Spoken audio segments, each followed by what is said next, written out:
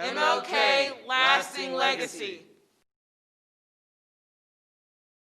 It's Getting Better by Corey Britton. It's getting better, but we aren't quite there yet.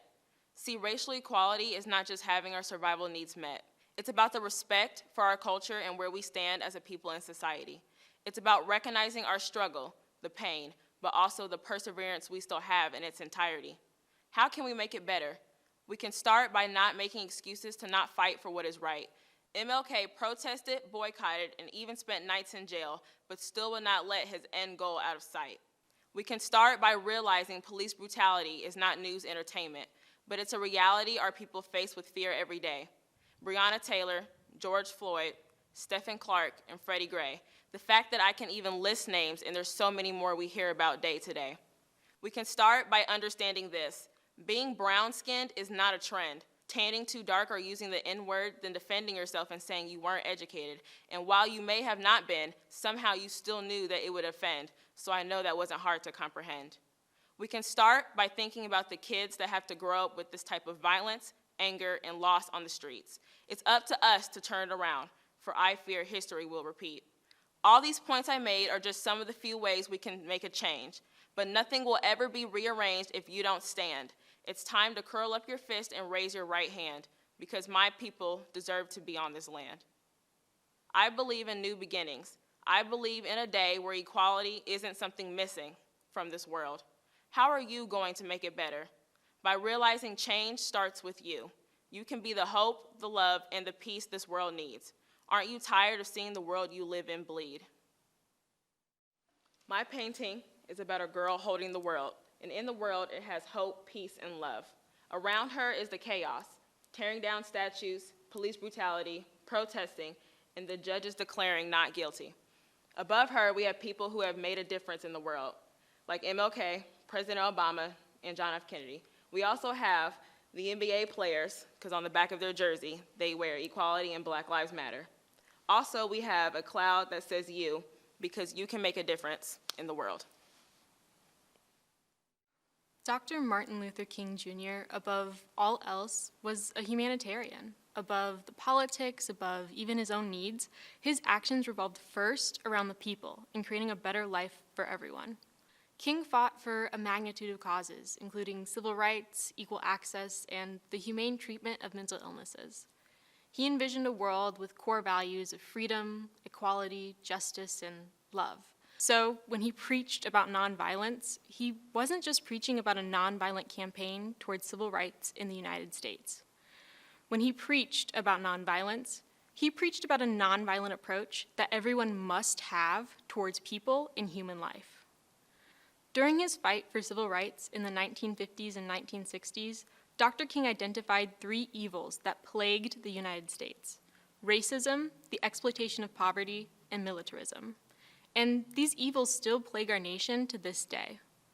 Dr. King believed these issues are so tied together that we can't get rid of just one. We must dismantle them all. And it's not that we don't have the necessary resources or abilities to banish these evils from our country. We've had them since the first civil rights movement.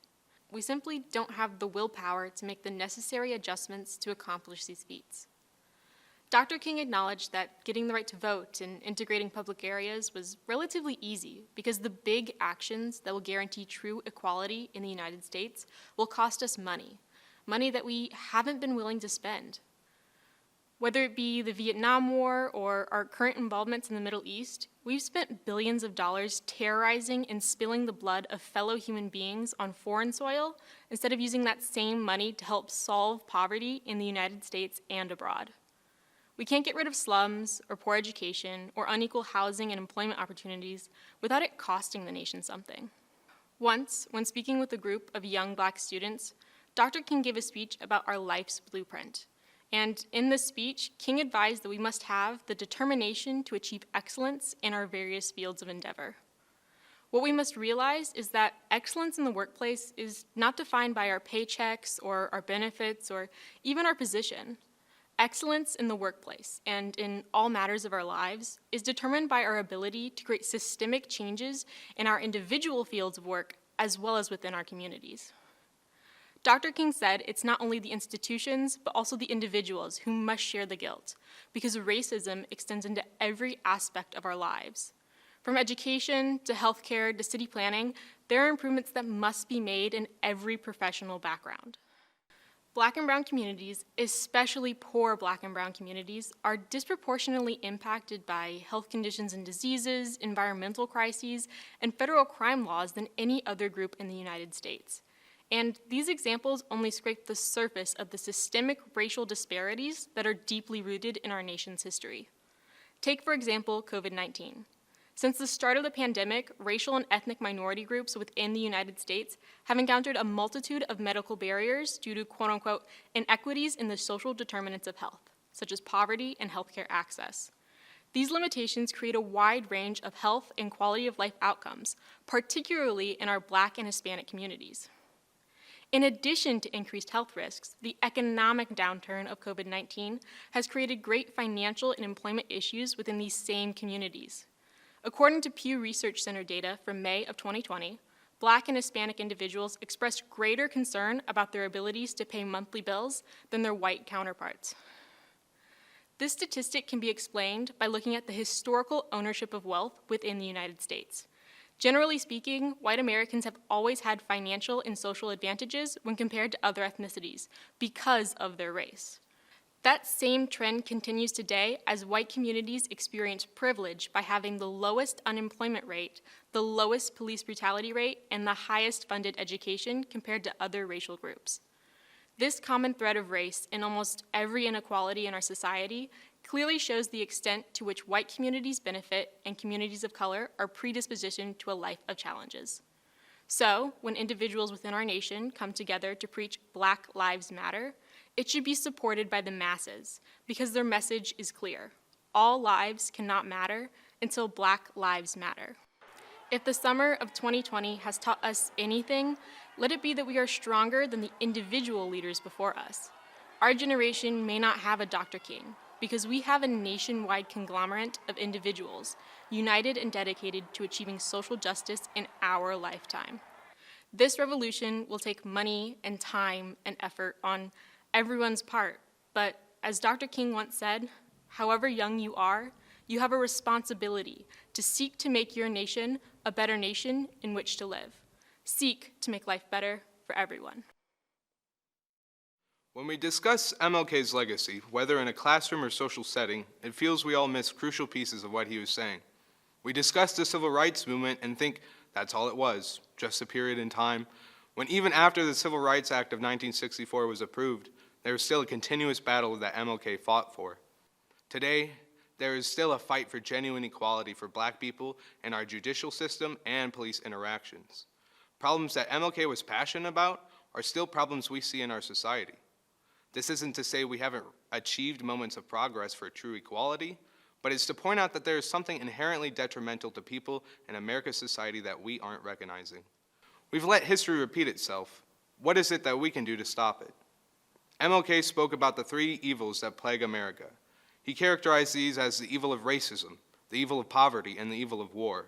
If you look at his rhetoric, he coined fighting for civil rights as a struggle for decency, but wanted to transition into the fight for genuine equality.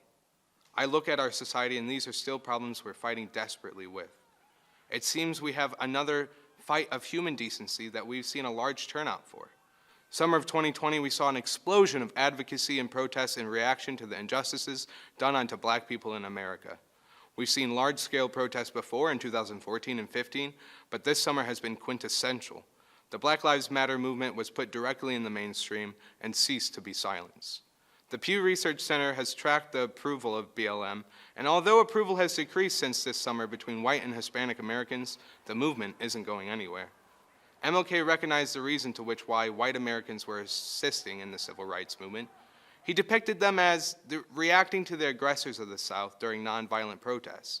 They weren't acting in efforts to gain true equality for all, but merely reacting to the blatant atrocities being committed. He once said, "There was never an intention to go this far.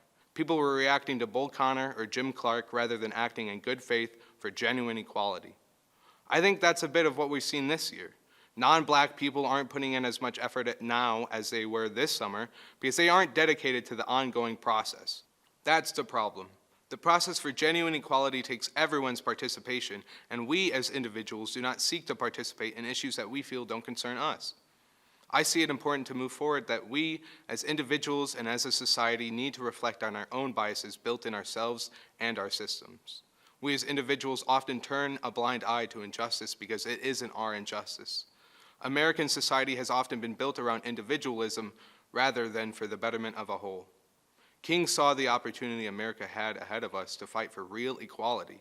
It's not enough to exist in the same space, but each citizen has to have equal economic opportunity. But as we see today, income inequalities have only been increasing. The Bureau of Labor Statistics showed that during the COVID-19 pandemic, Black and Latinx people were more likely to be jobless than white people, despite Black people making up more of the essential worker population. Why is it that Black people are still facing decreased economic disadvantage? MLK not only recognized these opportunities that were being denied to Black people, but he knew the steps needed to be made to ensure true equality. MLK said, "It is now a struggle for genuine equality on all levels, and this will be a much more difficult struggle."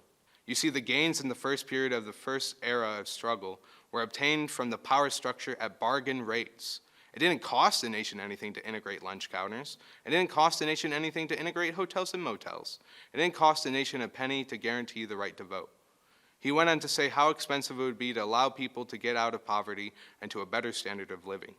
Pew Research found that Black people constituted for more than 30% of poverty in America in 1966, which has only lowered 4% as of 2012.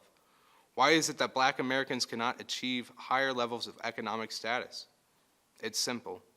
We've let ourselves be complicit with institutional racism. We must recognize the role we all play in betterment of race relations and equal opportunities for all.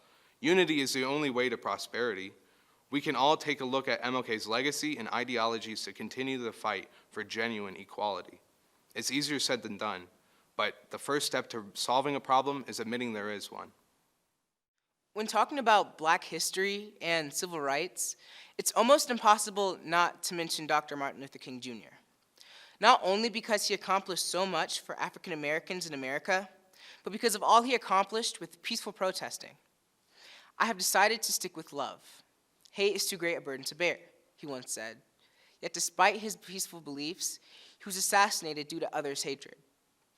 While it is important to talk about his great accomplishments, I also believe it is important to talk about the other activists in other parts of history you might not have learned in school or ever knew. For example, Medgar Evers. He was a peaceful Black activist who not only fought for African Americans to have the right to use public restrooms at gas stations, but he also fought for a just legal system for African Americans until he was assassinated as well. Another thing you might not have known is that many peaceful activists carried weapons outside of their protesting.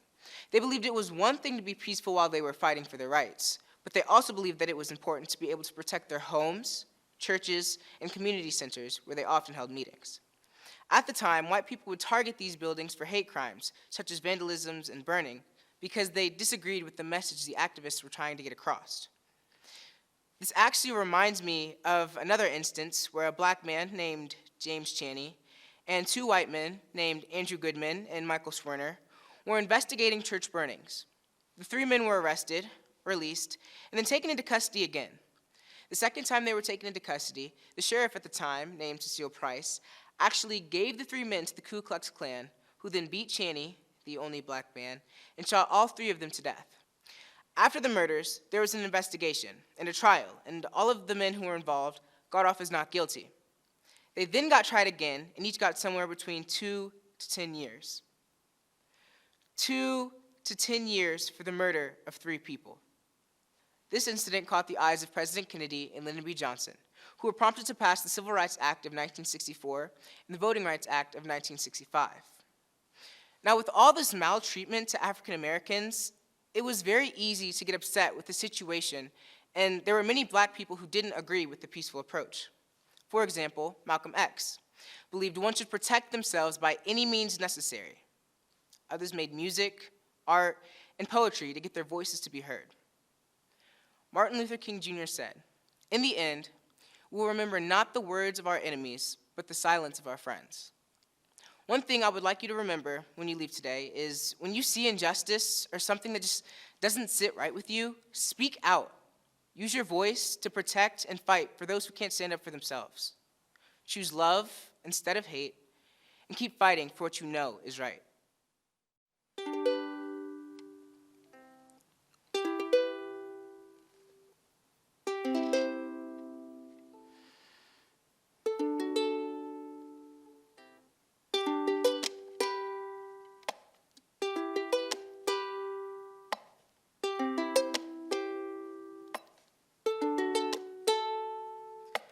Mothers and fathers are losing their babies. Black people are getting killed on the daily. I wish there was a way that I could run for cover, but I cannot hide, I have to say this. Why can't we all stop being racist? We all need to learn to love one another.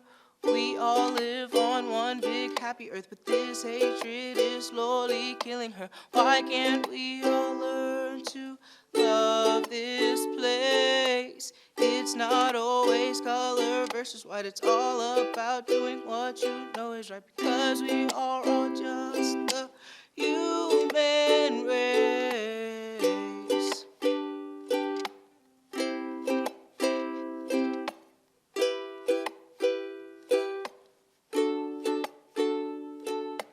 Hatred kills and bruises and scars. It hurts us all. We're one big heart, and now's the time for us to start. I'm begging you to do your part, 'cause hatred kills and bruises and scars. It hurts us all. We're one big heart, and now's the time for us to start. I'm begging you to do your part, 'cause mothers and fathers are losing their babies. Black people are getting killed on the daily. I wish there was a way that I could run for cover, but I cannot hide, I have to say this. Why can't we all stop being racist? We all need to learn to love one another. We all live on one big happy earth, but this hatred is slowly killing her. Why can't we all learn to love this place? It's not always color versus white, it's all about doing what you know is right, because we are all just the human race.